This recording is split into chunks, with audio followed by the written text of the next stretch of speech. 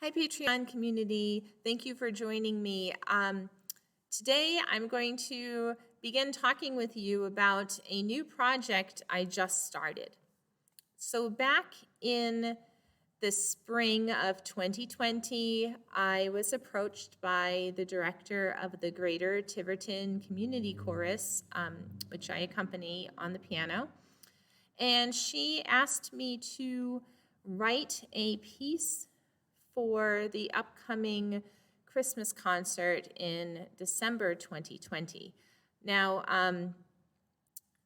that is tentative for a performance date. We don't know yet what will happen come the fall with everything that is happening with the virus. But basically, the Tiverton Community Chorus is commissioning this piece from me, and they will have the rights to perform the piece and premiere it. So I don't know exactly when that will be, but my work needs to be finished by this coming September, just in case we do get back to rehearsing and get to have a Christmas concert this coming December, which would be wonderful,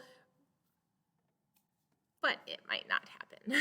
So anyway, it's going to be a Christmas song, and she gave me leeway whether I wanted to write a piece using secular or sacred text, but it is going to be for SATB, that's soprano, alto, tenor, and bass, and piano accompaniment with an obbligato trumpet part, and that just means it's an extra solo type part that goes along with the choral and piano parts. So I wanted to share with you some of how I chose the text that I'm going to use. So I read a lot of poetry, one of the important things in using texts for music is that unless I want to be responsible to pay for royalties to the author of the text, or sometimes I could get permission to use a text. I have not tried that yet, mainly because it's easier to just go with something that is already in the public domain. So right now, anything that was written and published before in 1923 or previous are in public domain. So there are several websites online that contain public domain poetry. And another thing too is that a poem can be in public domain if the author chooses for it to be in public domain. So some of these sites will also have more contemporary poems that are put up by the poets themselves, who they'll just let you use their poems. I still think they want permission. You want to give you permission, but sometimes the act of putting it up on these websites is permission by itself. But what I did was I went to all these poetry sites that I'm familiar with, and I even found some more, and I read and read and read poetry. I read more poetry. Sometimes the poems I automatically decided I'm not going to use this poem because it was too long, and I didn't even bother reading it. I know that some composers have taken a couple of lines of a poem and just set, that one stanza or just those couple of lines and made a piece, but I didn't even bother trying to find a couple of lines. If the poem was 50 lines long, I didn't even bother. So I ended up coming across this website called, what is it? Hymns and Carols of Christmas. It was kind of fitting for my project. So, and I found this poem called O Holy Night by Thomas C. Roney. Now, this is not the O Holy Night that you've probably heard. If you've, O Holy Night, not that one. That one is very familiar to anybody who's attended any kind of church service or, even walked in the grocery store in December. You've heard that. This is not that text. This is a completely different poem called O Holy Night. And I'm going to read the entire poem. So, excuse me as I look down. O holy night, O glorious light that shines on Bethlehem town. O music sweet that from the skies comes floating softly down. The echo of the angel's song falls on our ears again. All glory be to God on high, and peace, goodwill to men. The shepherds heard, like note of bird, that midnight carol clear, and to the manger and the babe in awe and love drew near. And as they gazed, the heavenly strain rang in their hearts again. All glory be to God on high, and peace, goodwill to men. 'Twas service sweet, 'twas homage meet, for lowly men to pay, and we our heart's obeisance make upon this Christmas day. We join ye, angel choristers, and ye repeat again, all glory be to God on high, and peace, goodwill to men. O holy night, O glorious light that shines on Bethlehem town. O music sweet that from the skies comes softly floating down. We catch the golden cadences and fling them back again. All glory be to God on high, and peace, goodwill to men. Now, why did I choose this poem? So that's part of the things I'm sharing with you as my Patreon community. You get to find out. Why did I choose this poem? Well, part of my desire when I'm looking for poems, especially for a choral group, I like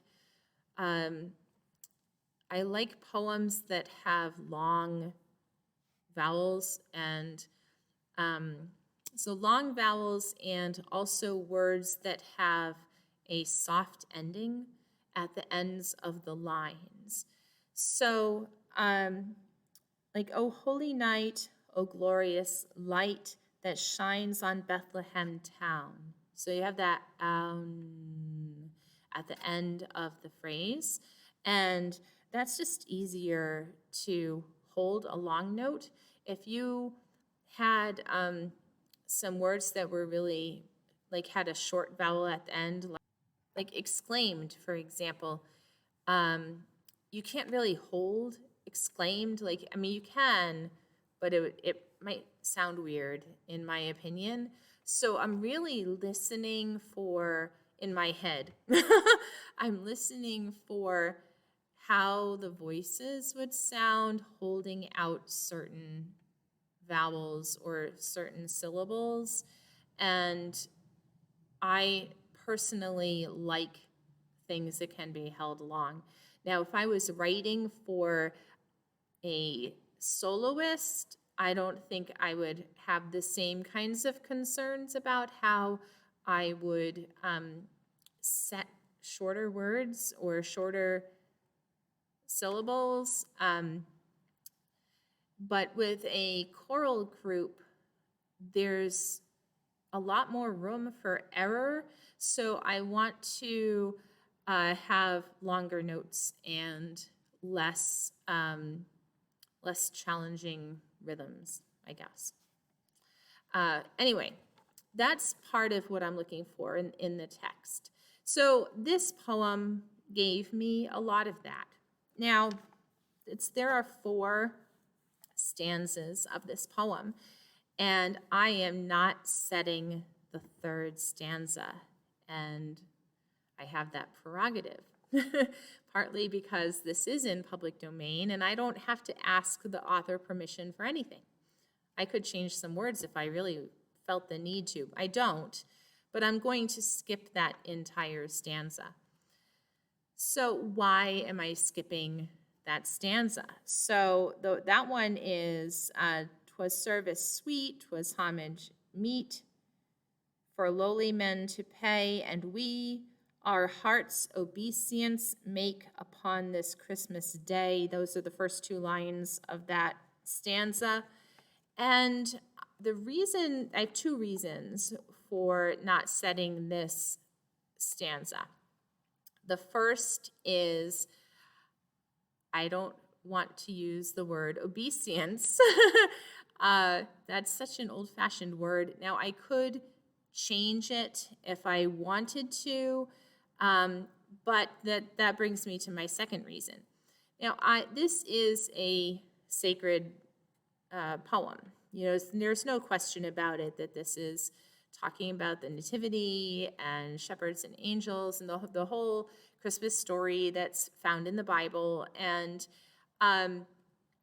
but the Tiverton chorus is not a sacred group. It's just a community chorus of people that come from all kinds of backgrounds. And while there are probably some Christians in the group, and I'm a Christian, and you know, I'm recording at my church, you know, and that's fine, but we aren't all Christians. And I wanted to be sensitive to that. And I don't want to force people, I guess, I don't know if force is the right word, but I don't want to make them have to sing a statement of commitment, which may not reflect what their hearts are inside. Like, I know that if somebody made me sing a piece of music where I was specifically saying things that were contrary to my personal beliefs, that would make me extremely uncomfortable. So because that stanza involves that kind of sentiment, I'm just skipping it. The other 3 stanzas are really more narrative. So they're telling about the story, you know, telling about how the angels were singing, telling about how the shepherds went to the manger and things like that. But it's not, the other stanzas aren't really statements of commitment. So that's why I'm skipping the 3rd one. Now, another reason why I liked this poem is I love when choral groups sing about singing. And this one has some of that in there. Okay, so there are, you know, when they're singing about how the sweet music, they're singing about the tunes, the echo of the angel's song falls on our ears. The heavenly strain rang in their hearts again. And then in the last stanza, we catch the golden cadences and fling them back again. So I love that. I love when choral groups sing about singing. And that was, I think, one of the things that drew me most to this poem, besides the structure of the phrases and the sound of the words. So I am working on this now, and I have begun to put some notes in place and think about the form of the piece and how I'm going to arrange the different parts. But that's for another video. Today was just to tell you about how I chose the text. So I hope you enjoyed this video. Leave comments and get in touch with me, and I'll see you next time. Bye.